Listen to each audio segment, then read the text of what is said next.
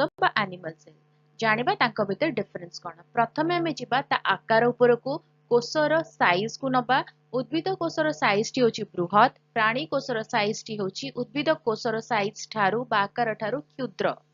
जदि कोषर आकृति नबा माने ता शेप नबा ताहाले उद्भिद कोषर आकृति टी होची वर्गाकार बा आयताकार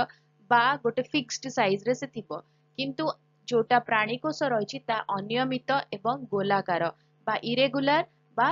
सर्कुलर थाए कोष भित्ति जोटा कुआजे सेल वॉल उद्भिद कोष रे थाए किंतु प्राणी कोष रे सेल वॉल न थाए रसधानी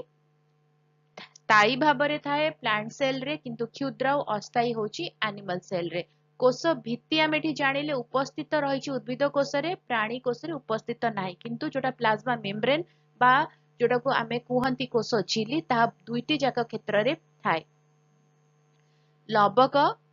उपस्थित थाए उद्भिद कोष रे किंतु प्राणी कोष रे ता उपस्थित न थाए क्लोरोप्लास्ट उपस्थित थाए उद्भिद कोष रे प्राणी कोष रे उपस्थित न थाए न्यूक्लियस बा न्यास्टी ताहा कोषर गोटे पार्श्व रे उपस्थित थाए उद्भिद कोष रे